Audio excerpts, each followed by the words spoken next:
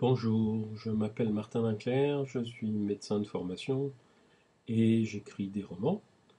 Je suis en particulier l'auteur de La maladie de Saxe, du cœur des femmes et l'an dernier d'un roman qui s'appelle L'école des soignantes, qui est particulièrement d'actualité parce que il décrit une école dans laquelle on forme toutes les professionnels de santé à faire tous les métiers de la santé de façon à ce qu'il n'y ait pas d'inégalité entre les professionnels. Il y a quelques semaines, on m'a demandé d'écrire un texte pour le magazine Elle France, qui était consacré justement aux professionnels de santé femmes, en particulier aux infirmières. Alors j'ai écrit un texte qui apparemment a été lu par beaucoup de gens, mais évidemment tout le monde ne lit pas Elle, et je voulais que ce texte puisse être entendu, sinon lu, par les personnes à qui il était destiné, c'est-à-dire les soignantes. J'ai donc décidé que j'allais faire cette petite vidéo dans laquelle je vais vous lire ce texte, et vous pouvez regarder la vidéo, mais vous n'êtes pas obligé de me regarder moi, vous pouvez simplement brancher la vidéo et écouter le texte, parce que c'est le texte qui est important, c'est pas vraiment ma tête.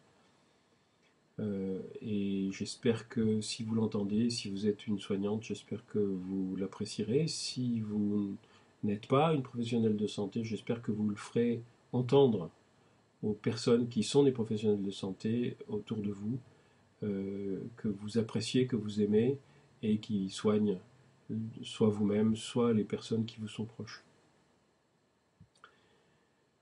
Quand j'ai commencé mes études de médecine, je pensais que j'allais apprendre à soigner. Je me fourrais le doigt dans l'œil.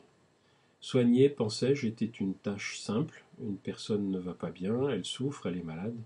On la soutient, on la soulage, on l'accompagne, elle va mieux et dans le meilleur cas, elle guérit.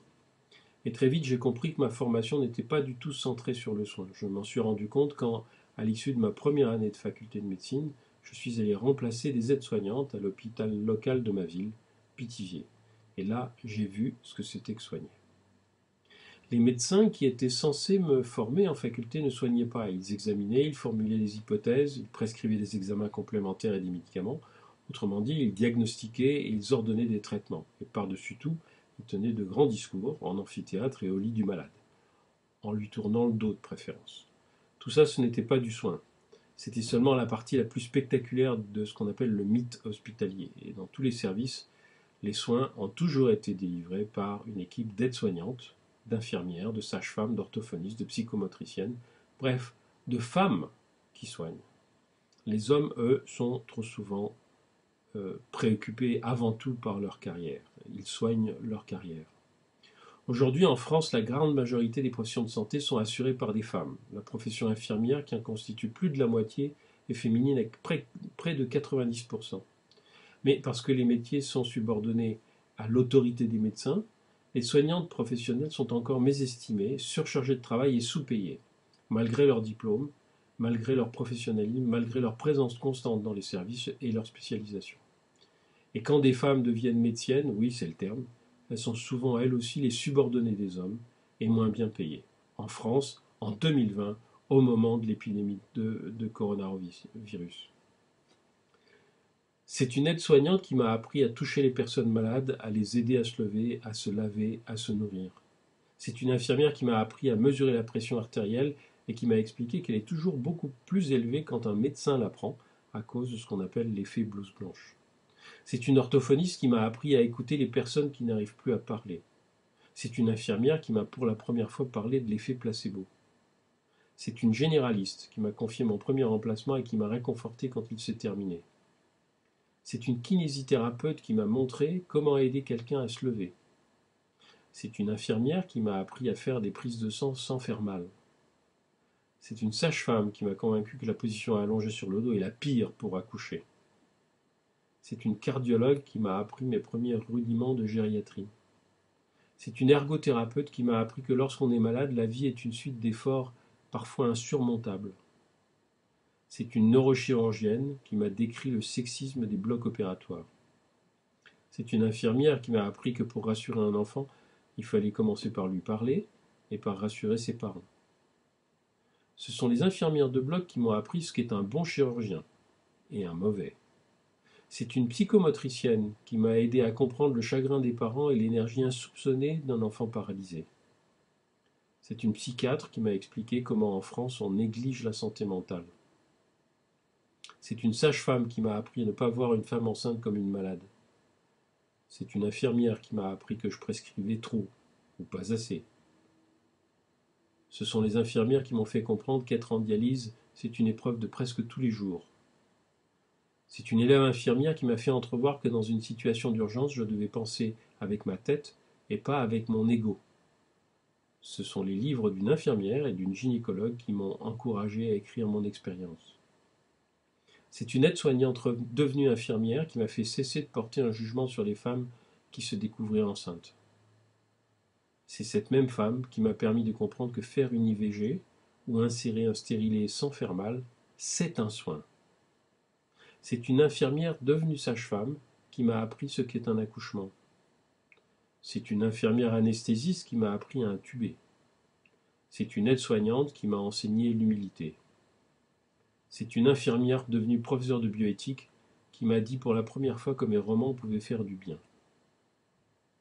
C'est une infirmière devenue médecienne qui m'a fait comprendre qu'en santé, la hiérarchie est incompatible avec le soin. Quand il y a de la hiérarchie et donc du pouvoir, il n'est pas possible de soigner, car le pouvoir dévore tout. Et dans le système de santé français, ce sont encore des hommes qui détiennent le pouvoir et s'y accrochent. Ce sont sûrement des hommes qui ont demandé ces jours-ci aux infirmières et aux aides-soignantes de relaver les blouses jetables et de les réutiliser. Soigner n'est pas une vocation ni un déterminisme, c'est un engagement et un choix. Ce choix, trop peu d'hommes le font. Les femmes, elles, doivent assumer leur choix en plus de toutes les charges qu'elles se coltinent déjà. Et elles le font souvent sans le soutien des hommes, quand ce n'est pas envers et contre eux. Or, qu'il s'agisse de médecine ou de soins, tout ce que les hommes font, les femmes peuvent le faire aussi bien qu'eux, et souvent mieux. Je suis scandalisé qu'en France en 2020, les femmes qui soignent ne soient toujours pas traitées comme les égales des hommes et ne bénéficient toujours pas du même respect et du même salaire. Je suis scandalisé qu'on ne les montre pas en exemple. Je suis scandalisé que le travail des soignantes, leur professionnalisme et leurs compétences ne soient pas valorisés et gratifiés symboliquement et financièrement comme elles devraient l'être. Je suis scandalisé que les médeciennes et médecins en formation ne reçoivent presque jamais de cours donnés par des soignantes infirmières, par des sages-femmes, par des orthophonistes, par des kinésithérapeutes. Je suis scandalisé qu'en France, au XXIe siècle, le système de santé soit encore fondé sur une hiérarchie sexiste, élitiste et archaïque. Je suis scandalisé qu'en France, en 2020, les soignantes restent invisibles. J'ai beau vivre depuis plus de 10 ans dans un autre pays, le Canada, je pense souvent aux femmes qui m'ont appris à soigner et qui vivent en France. Il faut dire que chaque semaine, des soignantes m'écrivent de France, me racontent leur histoire et celle des personnes qu'elles soignent, me confient leur colère et leurs aspirations, leurs revendications et leurs projets. Je sais qu'aujourd'hui, à l'heure de la pandémie, tout ça est mis entre parenthèses. Mais un jour, tôt ou tard, la pandémie prendra fin. Les soignantes, elles, seront toujours là. C'est grâce à elles que le pire sera passé. Et je souhaite vivement qu'elles sortent de cette crise confortées dans leur colère, leurs engagements et leurs aspirations. Et qu'elles ne s'arrêtent pas là, mais qu'elles en profitent pour renverser le patriarcat médical, pour établir de nouvelles priorités fondées sur les besoins de la population et pour redéfinir le système de santé. Bref, qu'elles fassent la révolution. Et je voudrais vous lire, pour terminer, un court chapitre du livre que j'ai écrit l'an dernier qui s'appelle « L'école des soignantes » et qui parle, ce chapitre lui aussi, des soignantes. Je suis la chamane qui entend les voix des ancêtres. Je suis la femme médecine qui cueille les plantes magiques. Je suis la sorcière qui chasse les démons. Je suis la guérisseuse qui arrête le feu dévorant. Je suis la rebouteuse qui redresse les membres brisés. Je suis la femme de peine qui prépare une poire et de l'eau savonneuse pour avorter une femme plus en peine qu'elle. Je suis la matrone, la doula, la femme sage qui aide les femmes à mettre au monde. Je suis la doctoresse de quartier qui aide les toxicomanes à décrocher. Je suis la chirurgienne qui répare les enfants mutilés. Je suis la prisonnière qui, après sa libération, aide les femmes du dehors à briser leurs chaînes. Je suis la femme livre qui recueille et partage les savoirs. Ce sont les femmes qui partagent les savoirs et je les remercie.